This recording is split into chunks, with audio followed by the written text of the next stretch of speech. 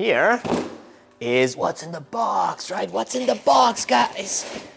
I can see clearly now, the rain is... They even provide a dyno chart, horsepower guaranteed.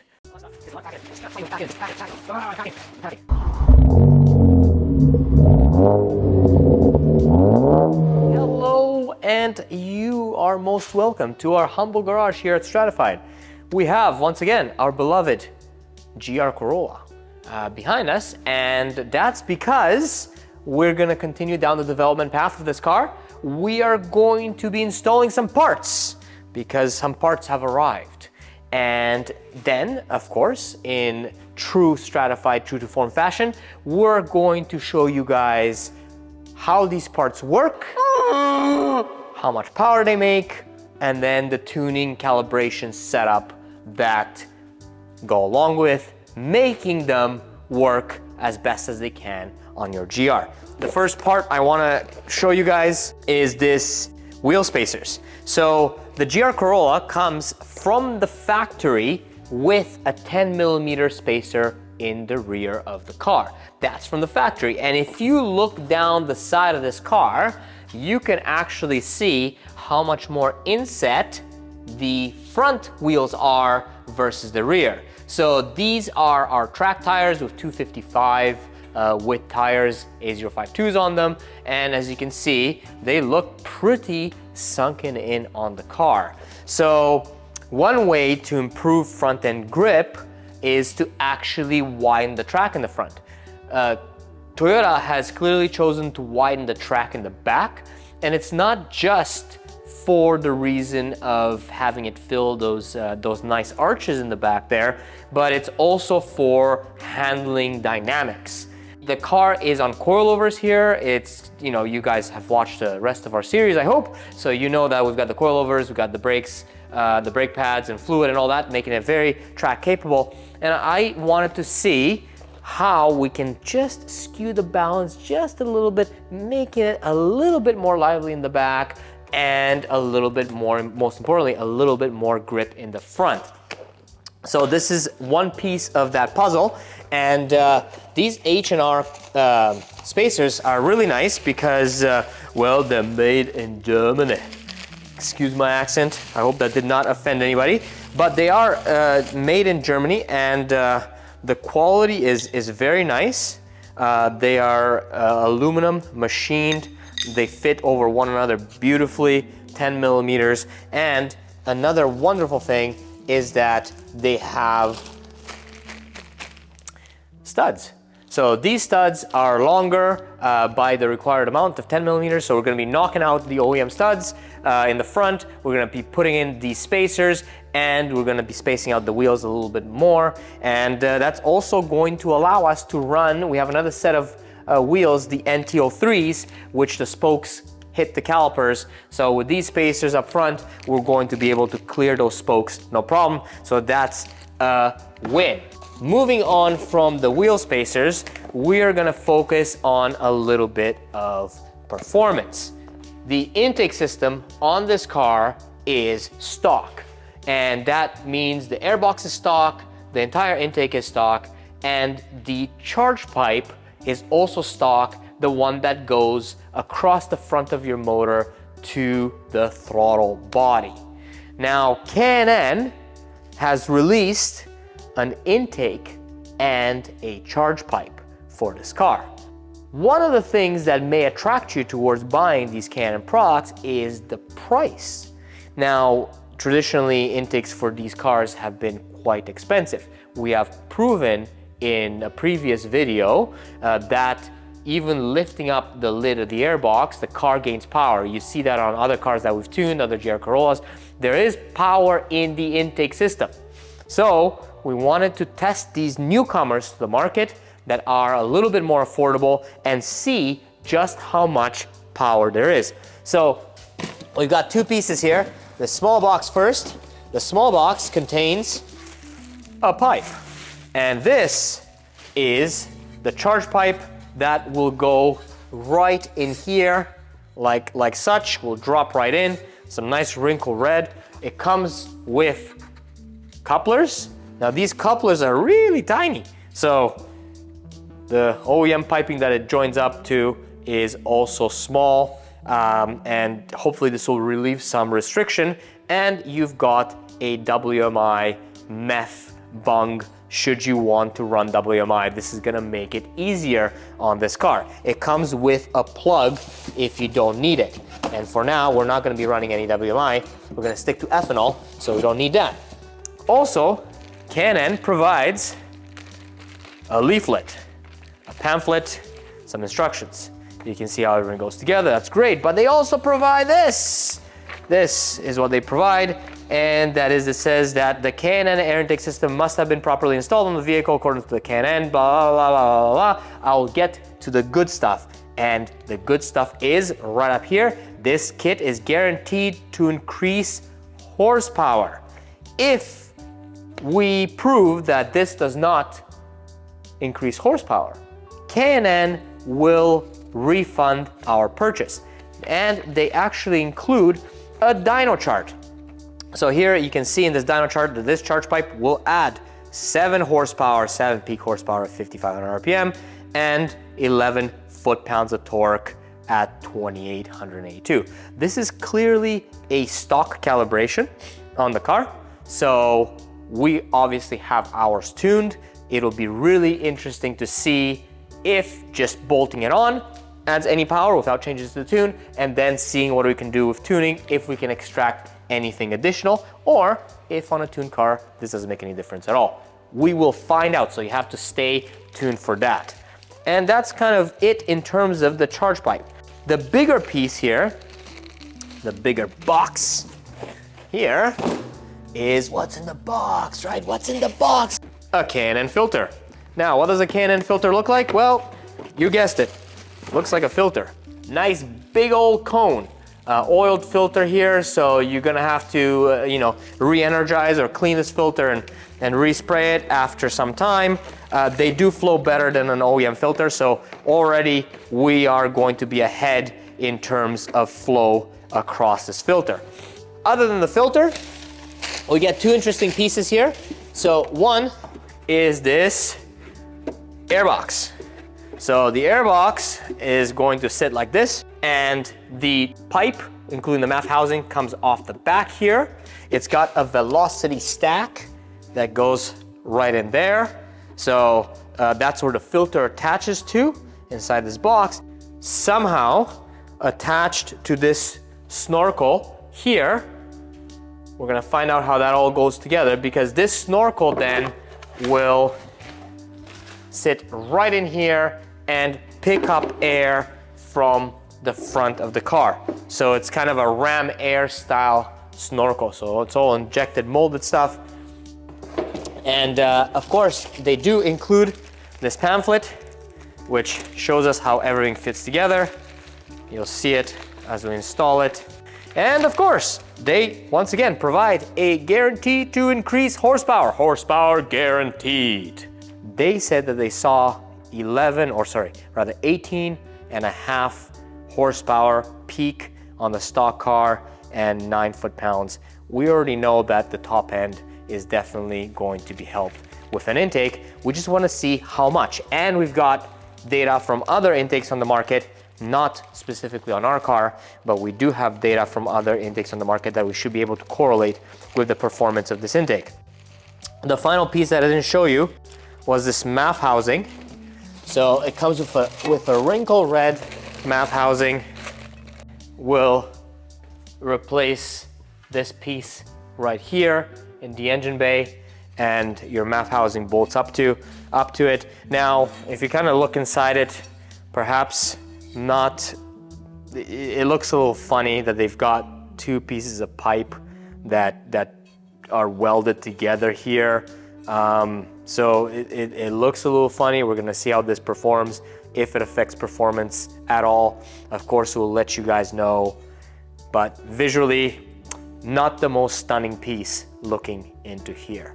So what we're gonna do now is we're gonna take the car, put it up on the lift. We're going to put in the wheel spacers and put the OEM wheels back on the car, because We want to keep things as consistent as possible for previous dynos of this car, which we're using the OEM wheels and tires.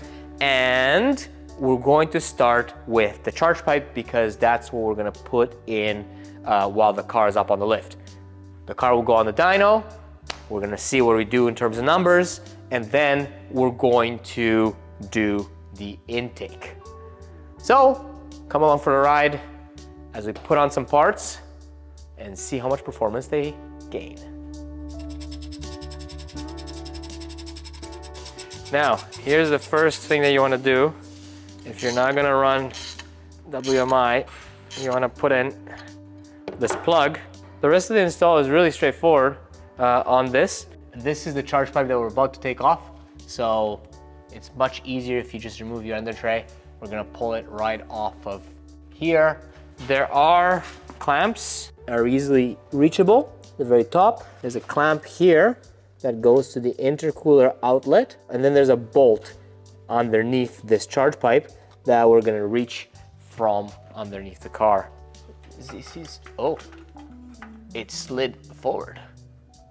Okay, that was easy enough. So there it is. It looks pretty clean to me. No oil, that's good. The engine's not consuming much oil at all, which is great. We're replacing this OEM pipe, which is a little bit, you can see the diameter difference, especially in this section, with this aluminum pipe. Have you done charge pipes on cars? They make a difference in really high horsepower applications. I'm gonna see what the dyno says once we get this on. One thing is for sure, this is a really straightforward installation. Really quite easy to put together. Back to a round pipe. Now, for the collapse, so you want to make sure you grab a wrench just by the very end.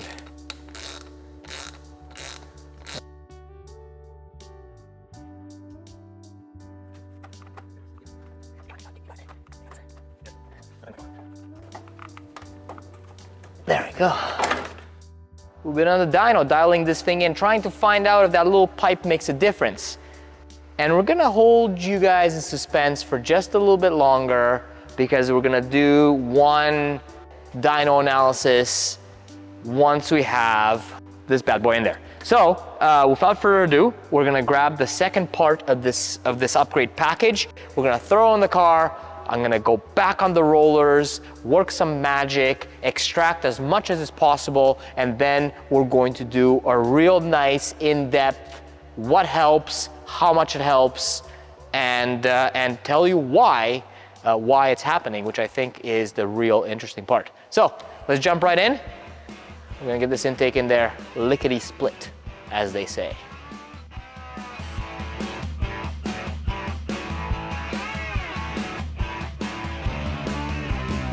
Hold on, wait.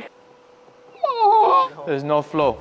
All right, so here we have a really interesting little device here, and this is provided by K&N to put into the PCV hose. They call it a CCV hose that goes from the valve cover into the turbo inlet. So what's happening here, and the reason why this is when we're replacing the intake, there's going to be less vacuum in this turbo inlet.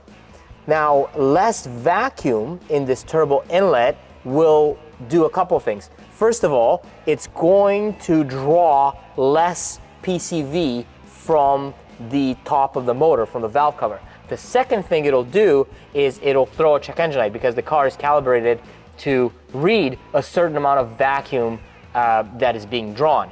And in order to avoid this, we are given this little Venturi tube. And what this does is it makes the opening of the PCV going into the inlet of the turbo a little bit smaller, and it increases the velocity of the air. When you increase the velocity of the air through here, you inevitably increase the vacuum. So this is a very interesting little setup and solution for a bigger intake. Now, we can also and we do also make an adjustment in the calibration for intakes that takes care of this issue altogether, but it's cool that Can-Am provides a hardware solution if your car is not tuned, for example. So yeah, cool beans, cool little device. Interesting part, I was wondering why in the world did Can-Am put this smaller insert here? So this pipe attaches to the OEM turbo inlet. And if you look at it, this is the side that attaches to the inlet. It actually goes in here, and the diameter of this pipe is smaller than the diameter of the inlet. But the diameter on this side that we're going to be attaching it to the air filter is perfect. So why in the world do they put this, what looks like a really ugly insert in here? And now it dawned on me with that CCV or PCV fix that the reason for this is because, again, to avoid that check engine light. Because the smaller the diameter, that means that you're gonna increase vacuum. And increase air velocity, increase vacuum, and it's gonna make it for a more effective PCV system. And that is all to maintain the car operational when you don't have a tune. But anyways, so for us, we could actually have a straight through piece just because you can take care of that code in the tune. So yeah, cool, huh? Science.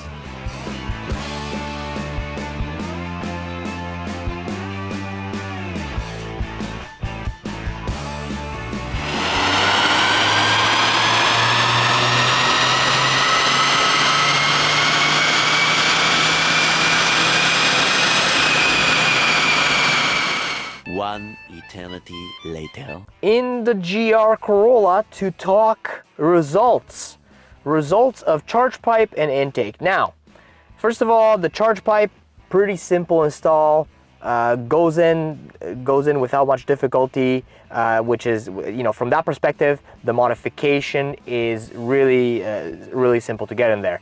In terms of performance, so just putting something like this on doesn't necessarily quite get you the full capacity or the full capability of the part. To tune it afterwards, and that's what we always do, we put it on and then we maximize the entire performance of the part by calibrating for it.